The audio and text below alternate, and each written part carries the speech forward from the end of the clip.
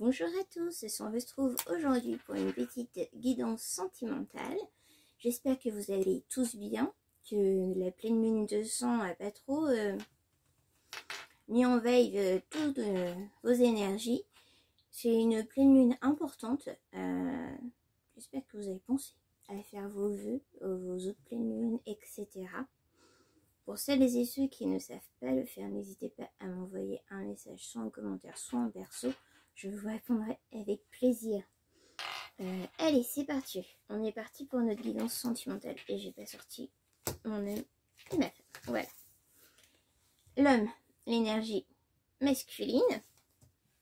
La femme, l'énergie féminine. Je vais bouger un petit peu mes loulous et ma bougie pour que vous puissiez les voir. Hop. Donc, homme, énergie masculine. Je rappelle que l'énergie masculine, désolée, je ne sais plus parler, peut être un homme ou une femme. La femme, l'énergie féminine. Je rappelle que la femme, énergie féminine, peut être un homme ou une femme. Voilà, selon les polarités de chacun. Alors, je vais prendre une carte du peuple sage, nos chers animaux.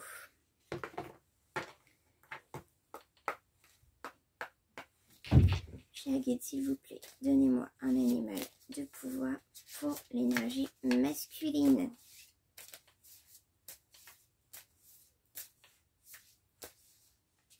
Merci.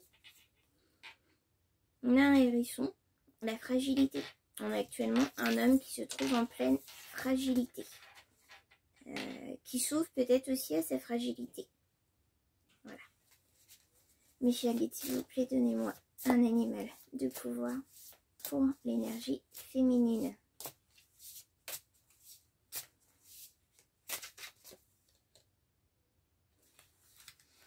On a l'ours, la force tranquille. Alors ici, on est un petit peu sur des énergies contraires, hein, puisque normalement, l'homme, on est sur une énergie yang, plutôt forte. Et la femme, on est sur une énergie yin, plutôt fragile. Ici, on a une force tranquille pour notre femme, notre énergie féminine, notre féminine. Et on a la fragilité pour notre homme. Énergie masculine, le masculin. On va aller voir ce qui se passe. Je vais prendre encore un animal de pouvoir avec les animaux spirituels. C'est toujours bien de voir en fait le visage du masculin, de la féminine par rapport aux animaux de pouvoir. Après moi je suis... Oups, mon corbeau de mon dernier tirage est resté dans l'autre sens. Désolée.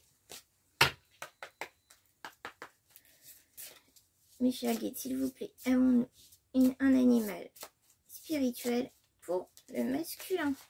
Ça saute, c'est bon. Un animal spirituel pour le masculin, s'il vous plaît. Merci. On a la maîtrise. L'aigle. Vous êtes en voyage spirituel au-delà du ciel. Laissez aller le passé et envolez-vous. Vous êtes guidé par les vents de l'esprit. Votre sagesse inspire le monde. Alors on a peut-être ici effectivement plutôt un homme qui s'ouvre à sa fragilité,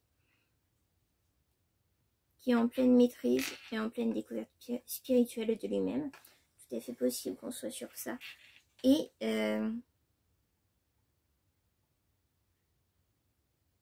on a aussi un homme qui ne se permettait pas de s'ouvrir à sa fragilité parce qu'il avait appris à être tout le temps dans la maîtrise de lui. Oui, voilà.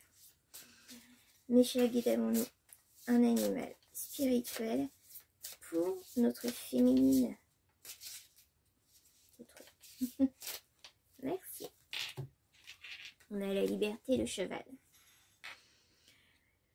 Votre cœur est pur et libre. Un but plus grand vous appelle. Vous avez des réserves illimitées d'endurance et de force. Vous suivez les vents du changement et réalisez vos rêves. Alors ici, on a une féminine hein, qui est beaucoup plus axée du coup sur sa liberté, sur ses rêves, que sur son cœur. Et d'où sa force tranquille en fait, parce qu'elle sait où elle va. sa force tranquille est vraiment en rapport avec ça parce qu'elle sait où elle va. Elle est déterminée, elle sait ce qu'elle veut, elle connaît ses buts dans la vie, elle connaît ses rêves. Et du coup un peu moins tournée vers son cœur. Parce qu'elle a de plus grands buts dans la vie. Voilà.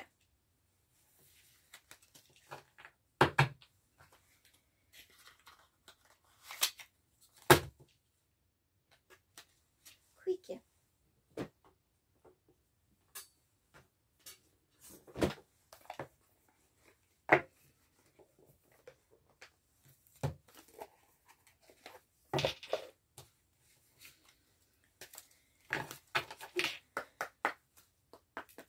Mes chers guides, avons-nous des informations à connaître avec le chakra du cœur sur notre masculin?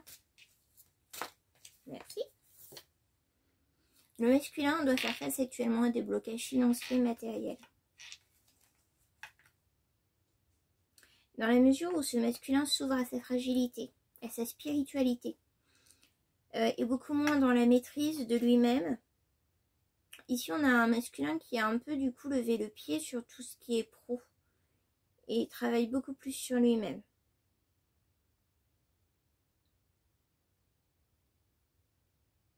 D'où les blocages un peu financiers du coup. Et chers guides, avons-nous des choses à savoir sur notre féminine avec le chakra du cœur, s'il vous plaît? J'ai beaucoup de cartes, mais je vais les prendre. Ouais, je vais les prendre.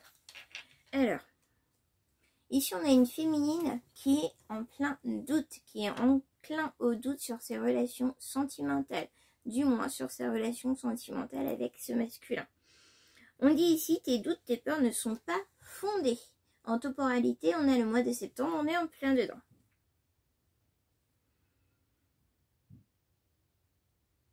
Alors, on peut avoir un déplacement, une distance géographique entre le masculin et la féminine sur cette histoire. Il va y avoir un déplacement le 15 du mois prochain. S'il n'y a pas de distance réellement géographique, il se peut tout simplement que ce masculin et cette féminine se croisent le 15 du mois prochain.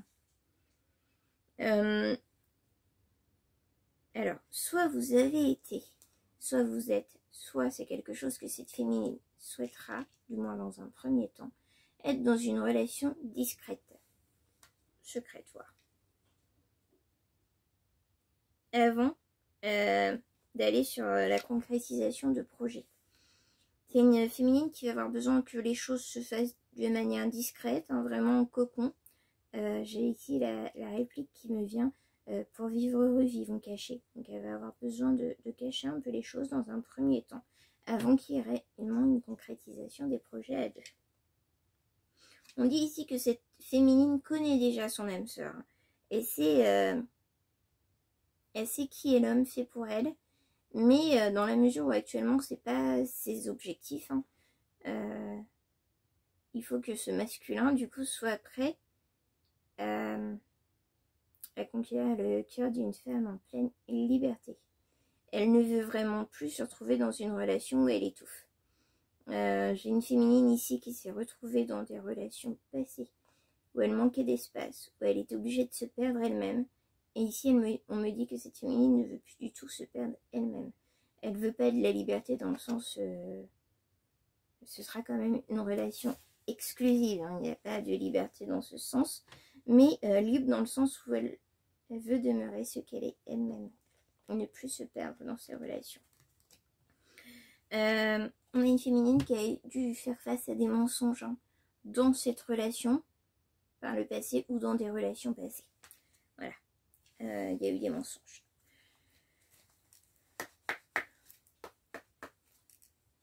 On dit peut-être même des trahisons. Voilà. Mes chers guides, qu'avons-nous à savoir sur ce lien, sur cette relation pour ce masculin et cette féminine?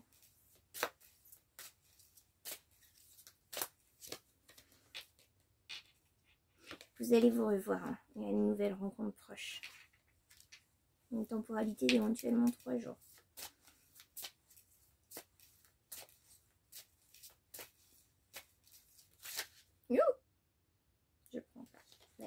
Hop, je prends ça. Il y a une prise de conscience de l'âme sœur. D'accord. Alors, je vous dis tout le temps de ne pas vous mettre dans l'attente de l'autre. Mais ici, on me dit que celui ou celle qui est plus dans l'attente de l'autre va avoir une prise de conscience de son âme sœur. J'ai la sensation quand même qu'ici, c'est l'homme qui est un peu plus dans l'attente que la femme, plutôt qu'elle est dans sa liberté. Elle se choisit, elle est dans ses rêves. Je pense que la prise de conscience sera pour la femme du coup. Mais encore une fois, vous adaptez à votre situation dans la mesure où on est sur du général. On a une personne divorcée. Une personne divorcée d'une personne qui n'était pas son âme sœur. Ici, on dit à la personne divorcée, la personne avec qui tu étais marié n'est pas ton âme sœur. Si vous avez des personnes divorcées, que ce soit le masculin ou la féminine, ici, s'il y a encore des doutes par rapport à ça, à savoir si la personne avec qui on était marié est l'âme sœur, on vous dit que non, la personne de qui vous êtes divorcé n'est pas votre âme sœur. Alors, on va s'arrêter là pour le chakra du cœur. On va prendre le langage amoureux pour aller voir un peu plus sur la relation, du coup, sur le lien et la relation de ce masculin et cette féminine. Et comme d'habitude, j'entasse et j'ai plus de place.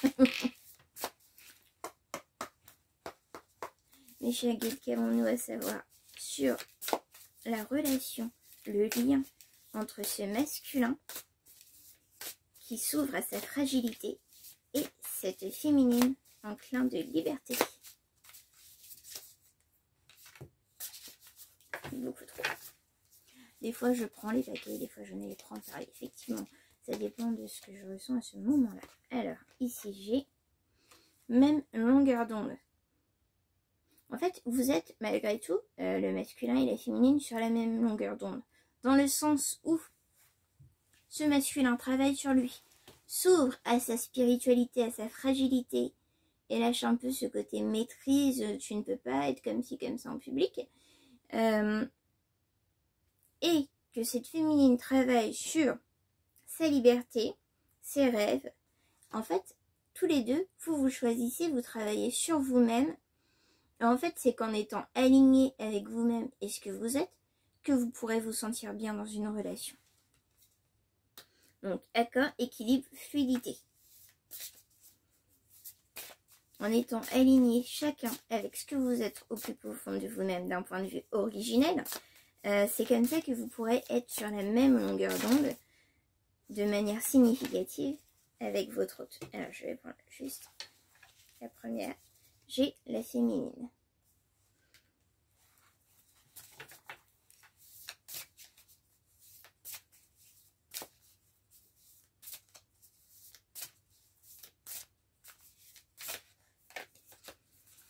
Là, je les prends. C'est pas énorme.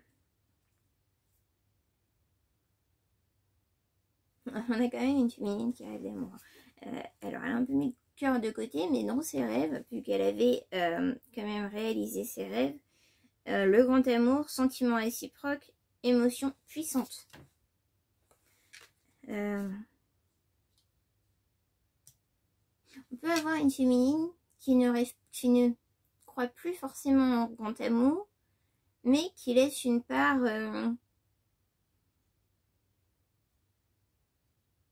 alors on me dit, on a une féminine qui par ses relations a cessé de croire au grand amour, mais dans les concrétisations de ses rêves de vie, il a encore trouvé l'amour passionnel, le grand amour, etc.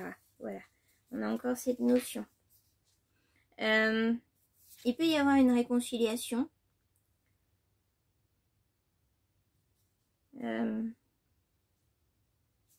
Il y a eu une rupture dans le silence entre le masculin et la féminine. C'est-à-dire qu'il y a eu une rupture sans forcément d'explication, sans forcément en parler, sans forcément dire ce qui n'allait pas. Il y a eu rupture. Il peut y avoir justement du coup une réconciliation. Des retrouvailles, rapprochements, réunions pour ces deux êtres qui se sont quittés sans... Je sais pas qui a quitté qui pour l'instant. et sans forcément donner trop d'explications.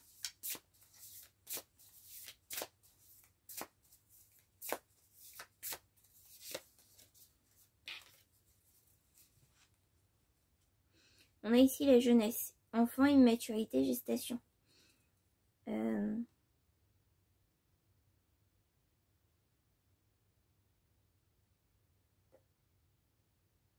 D'accord. Je vais vous montrer la carte tout de même. Donc ici,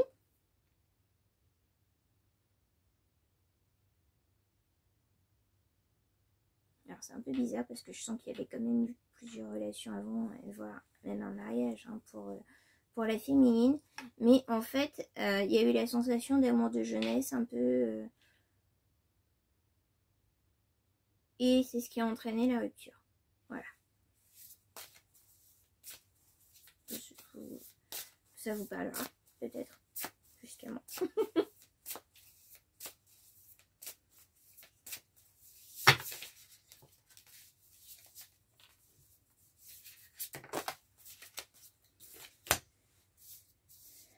Ça va être... Il y a une invitation amoureuse qui arrive pour vous. Une invitation amoureuse et pour le consultant, la consultante, la personne qui regarde la vidéo.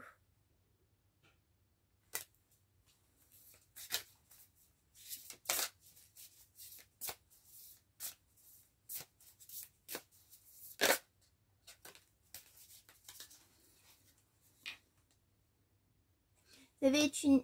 Alors, une invitation amoureuse. On a les vacances, pas forcément, je le ressens pas comme ça. Mais une invitation amoureuse dans le cool, dans le... Ouais, plaisir, détente, insouciance. Voilà, pas forcément une invitation très formelle.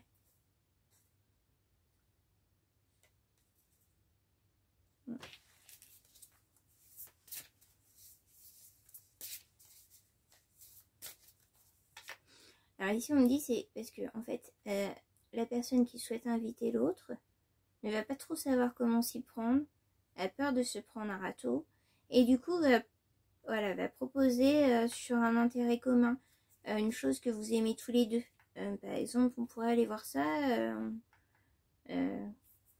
sur une chose que vous aimez tous les deux ensemble pour le coup. Et du coup ça va être présenté comme ça à la personne ayant l'impression qu'il y aura moins de risques de se prendre un refus. Voilà.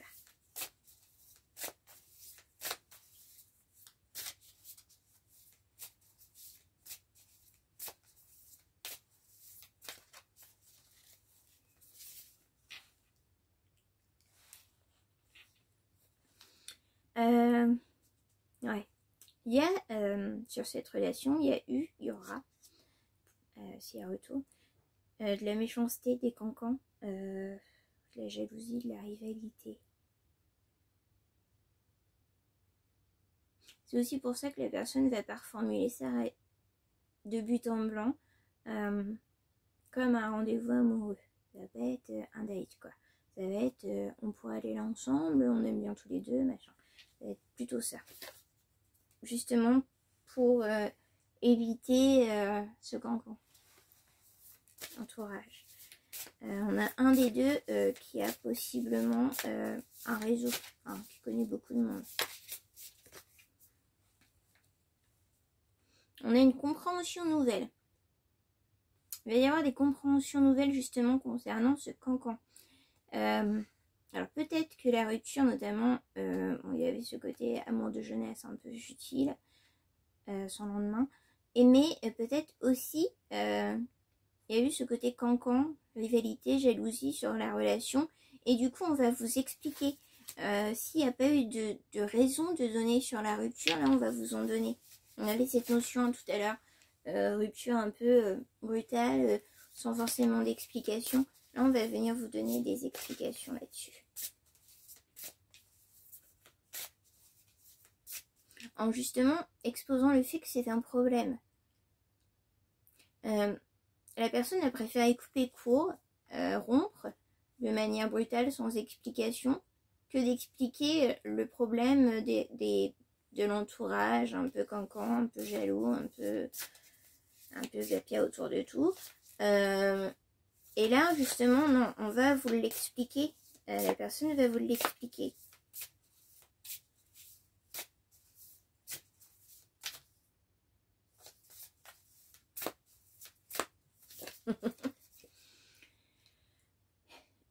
Et du coup, vu qu'il y aura des explications, que vous serez sur la même longueur d'onde et qu'il y aurait plus de partage, c'est un succès total.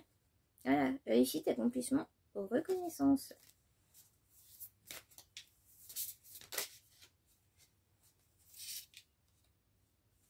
Il y aura beaucoup de séduction entre vous. Alors, il y avait peut-être de base une relation plutôt axée voilà, sur la séduction, le flirt. Et on me dit qu'il y a une grosse attirance physique l'un pour l'autre.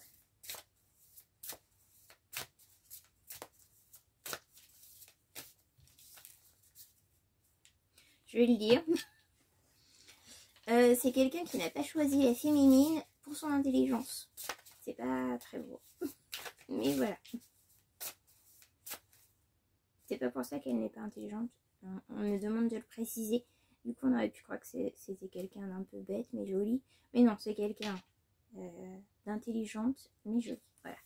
Mais du coup, c'est pas le côté intelligent qui attire le masculin.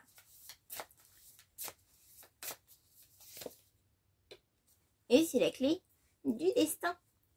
Voilà. Bonne étoile, chance, destinée. C'est votre destinée. Voilà. Bah écoutez, je trouve que c'est un très beau message. On va s'arrêter là. Je préfère faire plus souvent des vidéos sur les énergies du moment que d'en faire des très longs. Voilà. J'espère que ça aurait pu vous éclairer sur votre situation amoureuse actuelle. Je vous rappelle de ne pas vous mettre dans l'attente, s'il vous plaît. C'est des énergies stagnantes, limitantes, latentes. Ne vous y mettez surtout pas. Continuez votre chemin de vie.